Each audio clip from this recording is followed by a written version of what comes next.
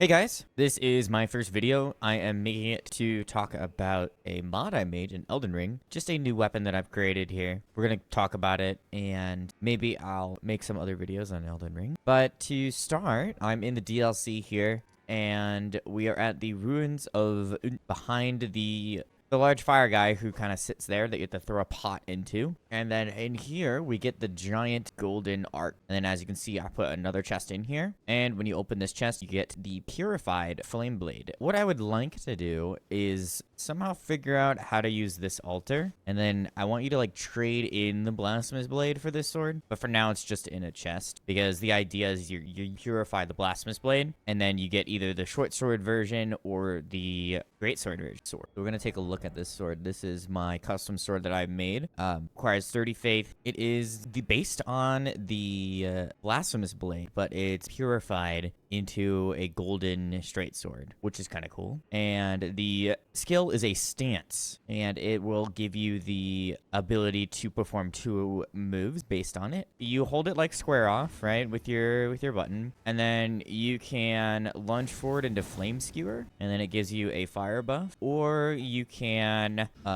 twirl around with the second ability from the Rilana Twin Blades.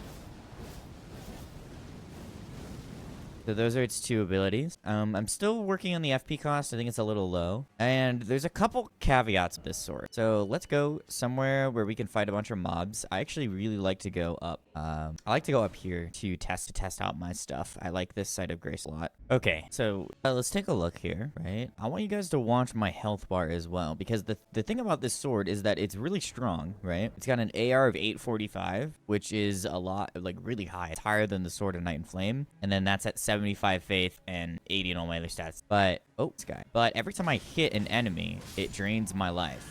Right? But when I kill the enemy, it gives me some health, right? So while, yes, I can come over and kill these guys pretty quick, right? I'm already kind of low on health. So you might be wondering, well, why would you ever use this ability? It's terrible. But you can see I get a little bit of passive regen while holding the sword. It goes away when I switch. And then if I kill with the skill, it heals me directly. Right, so as you can see, I just hit him with the skill and gained some of my health. So the idea is you go around the world and you fight some mobs. Like here, I'll crit this guy. I want crits to eventually like hit. Yeah, crits don't actually activate the attack for some reason. I have to figure that out because I want crits to actually drain more out life. But the more you hit, right, it'll drain your life. So as you can see, I took those 2 guys out. But I can come in through here and get rid of this guy, and then that will heal me more. And then take some more health back. So it's high risk, high reward type of weapon, which I find pretty interesting. I really like the idea of a fluctuating health bar in battle. So you almost, like, you do have to use your flask, right? Especially if you're low health, and stuff like that. But for the most part, like, whoops, I should have dodged that. For the most part with this weapon, you're kind of able to handle yourself because it is like Blasphemous Blade, and you get it in the DLC, so you're very far into the game with it. I am still working on balancing it a bit, but let me see if I can take out these 2 guys. Yeah, so yeah, because you can see I'm still pretty low health, and then I can use this ability, right? And that one kind of heals me, but also takes life when I use, right? So as you can see, my health bar didn't really move that fight. Here, let me try it again on this. Yeah, so the bullets don't actually heal you, which I kind of like, because then you just kind of, you kind of just be too strong, right? But as you can see, yeah, I could spam it, and eventually I'd be fine. Now, I have a lot of mana, like a stupid amount, right? I'm pretty sure I need to adjust the mana cost as well. I don't know. Whoa. I forgot about these guys. It gives me a little bit more of like a dungeoning type item, because while maybe it could work on a boss, I find that other weapons just work better on bosses. But as you can see, I've been going through this place and I haven't had to use a flask yet, which is nice. So it's a little bit of an interesting type of weapon. I kind of like the idea. I would love to give it that follow-up from Flame Skewer, because that's what it uses. It bases itself off of Flame Skewer.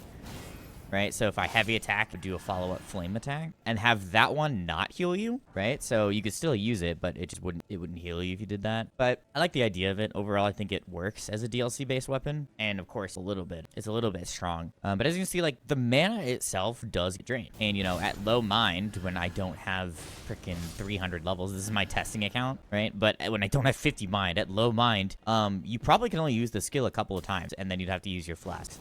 So, I mean, or you could drink your mana well. So, I don't know. It might heal a little too much. I gave it just the Blasphemous Blade heal, right? Like, that's the kind of idea with it. It's an alternate version of Blasphemous Blade. It's high risk, high reward. I was not expecting this. I knew this guy was here.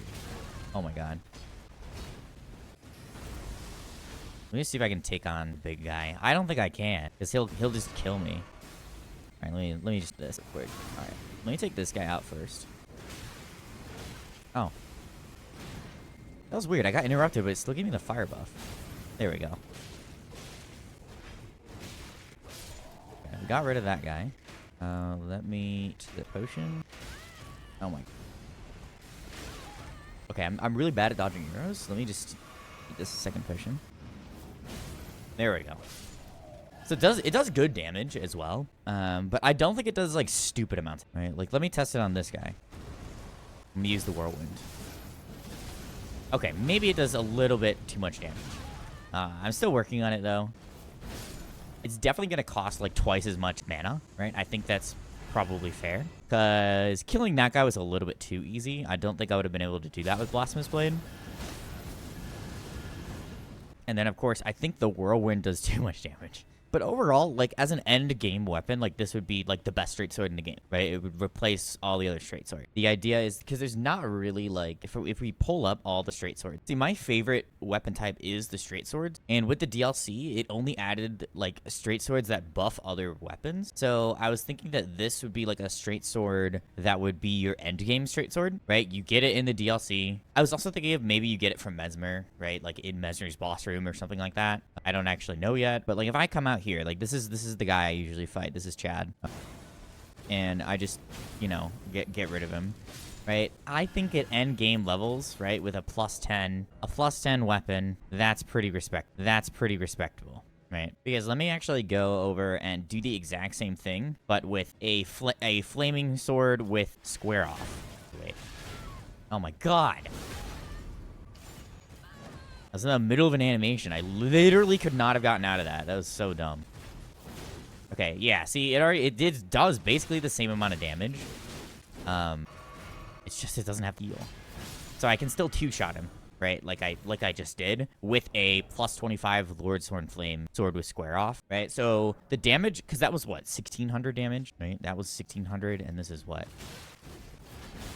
1900. So it does more damage, right? And then the basic attacks, of course, are going to do more damage because they eat your life. So overall, I think it's a pretty, effective sword. I think it's pretty fun. I'm currently working on an overhaul to, like, the Mesmer Flame stuff. And this is going to be one of the main weapons, as it is technically a Mesmer Flame skill with both options.